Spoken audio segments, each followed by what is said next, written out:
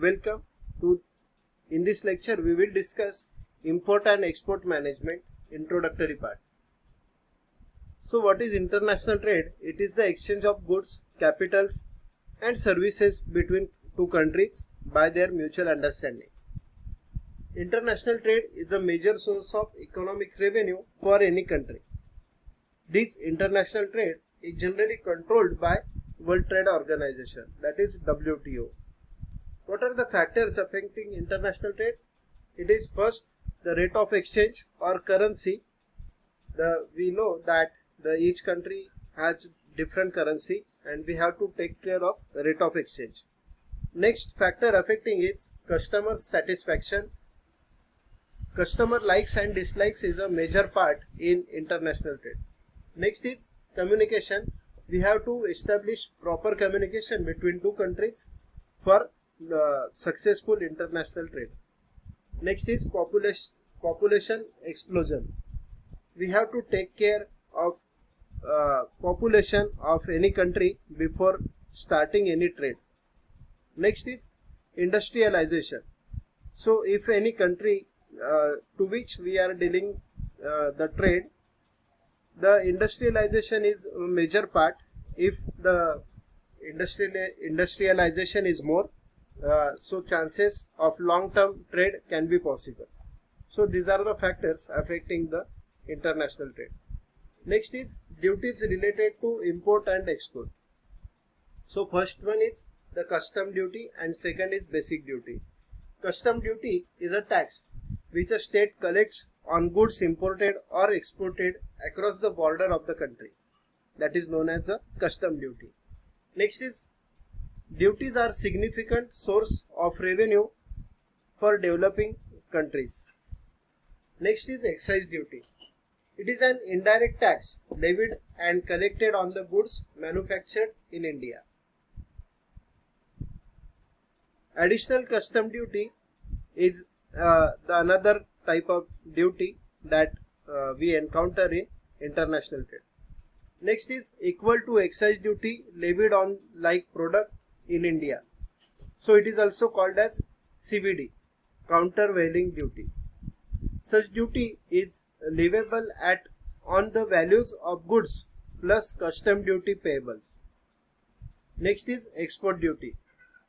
This export duty is levied on the export of goods and restrict exports of certain valuable goods out of the country by levying the export duty.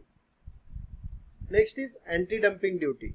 Dumping is said to occur when the goods are exported by a country to another country at a low price than its normal value.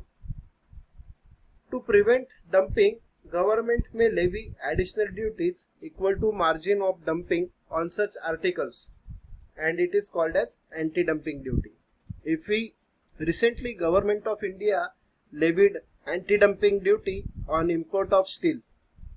So why government put or levied anti-dumping duties on steel? Because the countries that are exporting steel to India are selling steel at lower price than that in the India. So that is why, to avoid the clashes between the Indian manufacturers, because they are selling steel at somewhat higher rate and the countries exporting steel to India are provide steel at lower rates. So that is why this anti-dumping duty is charged by Government of India so as to avoid the dumping of steel into India. Next, we have to consider import procedure. So what is the steps? First is selection of goods to import. Depending upon the requirement of goods, we have to select which good is to be imported. Second is locating foreign source or supplier or country. We have to identify the source country from which we have to import some goods or service. Next, procurement of items, and last one is bill of entry. Whereas the export process is as follows. Evaluate export potential. license to export is important, processing of shipping bill, late export order should be considered in export process. Next is green channel facility. If importer has got license for import and established a trade, on becoming a regular or major importer, he may get green channel clearance facility. The clearance of goods is done without routine examination of goods. So no physical examination of goods carried out in this case. Only market and numbers are to be checked in such cases. Next is steps in the export process. First, evaluate export potential.